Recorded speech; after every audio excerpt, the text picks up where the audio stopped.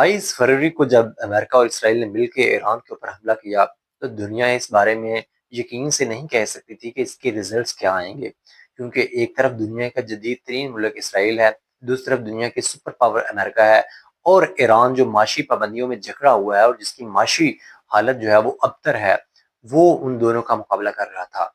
कोई भी मुल्क ये इमेजिन नहीं कर पा रहा था कि ईरान जो है वो इस हद तक डटा रहेगा। अब सवाल ये पैदा हो रहा है, बार-बार डोनाल्ड ट्रंप जो है वो इस बात का ज़िक्र कर रहे हैं कि हम 1 या 2 दिन में, इस हफ्ते में, अगले हफ्ते में ईरान के साथ डील करने जा रहे हैं और डील जो है बहुत करीब है। सवाल यहाँ पे ये किया जा रहा है कि अमेरिकन प्रेज़िडेंट डोनाल्ड ट्रंप क्यों कर इतने जल्दबाज़ी में नज़र आ रहे हैं कि वो ईरान के साथ डील करने के लिए मरे जा रहे हैं।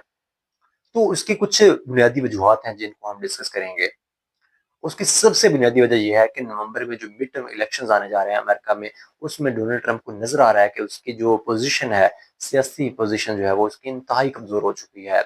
और अमेरिका में इस वक़्त डोनाल्ड ट्रंप जो है वो इंतहाई गैर मकबूल सियासतदान बन चुके हैं। उनकी कोई क्रेडिबिलिटी नहीं है, उनकी बात की कोई अहमियत नहीं है, और उनकी वजह से दुनिया जो है वो एक बदतरीन बहरान में चली गई है। और ना सिर्फ दुनिया बल्कि अमेरिकन लोग भी जो है वो इस वक़्त हाई इन्फ्लेशन जो है वो बर्दाश्त कर रहे हैं। तो अगर ऐसी बात है तो फिर अमेरिका जो है सुपर पावर था, उसकी जो अहमियत थी उसने वो खो दी है। ये सबसे बड़ा नुकसान हुआ है अमेरिका को। डोनाल्ड ट्रंप की वजह से अमेरिका ने अपनी जो सुपर पावर की पोजीशन थी वो खो दी है, अपनी जो क्रेडिबिलिटी थी उसको लूज कर दिया है, और अब कोई भी मुल्क अमेरिका के ऊपर इत्मीनान करने को तैयार नहीं है।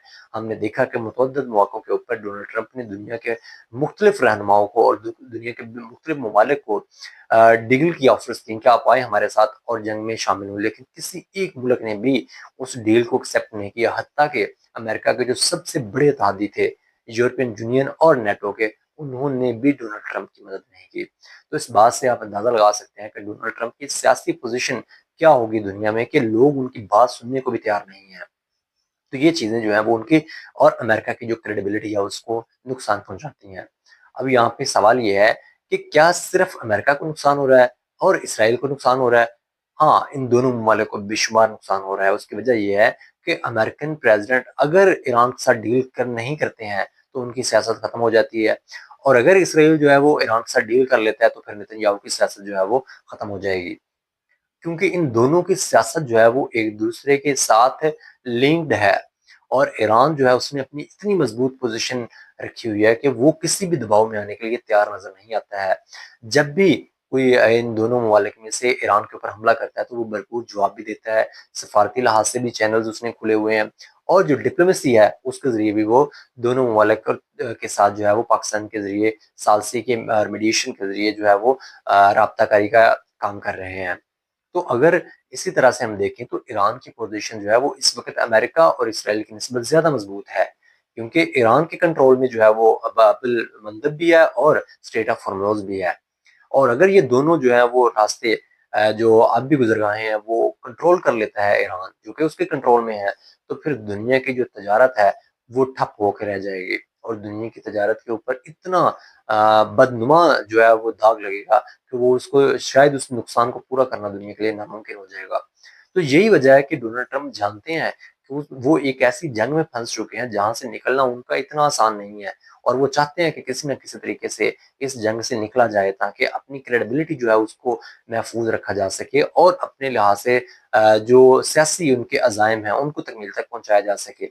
हमने देखा है कि मुतअद्दिद मौकों के ऊपर जो अमेरिका में सुप्रीम कोर्ट है उन्होंने भी डोनाल्ड ट्रंप के जो किए हुए इकदामात हैं उनको गैर कानूनी और गैर आईनी तस्वर किया है। अब अगर उनके साथ साथ ये उनका नुकसान भी जो है ऐड हो जाता है तो यकीनी बात है ट्रंप और उसकी जमात के लिए ये नुकसान नाकाबिले तलाफी होगा। इसीलिए ट्रंप जो है वो चाहते हैं कि वो जल्द से जल्द एक ऐसी डील करें जिसमें उनको एक फेस सेविंग मिले, और ईरान जो है वो उनको फेस सेविंग देने के लिए तैयार नहीं है। सवाल यहाँ पे ये भी हो रहा है कि क्या ईरान ज्यादा रेजिस्ट कर सकेगा? तो ऐसा लगता है कि ईरान रेजिस्ट करेगा और वो किसी दबाव में नहीं आएगा, और किसी दबाव में आके वो डील नहीं करेगा। लेकिन बैठकर देखना होगा कि आने वाले दिनों में किस तरफ मामला जाते हैं, क्या डील होती है या नहीं होती है, ये देखना बाकी है।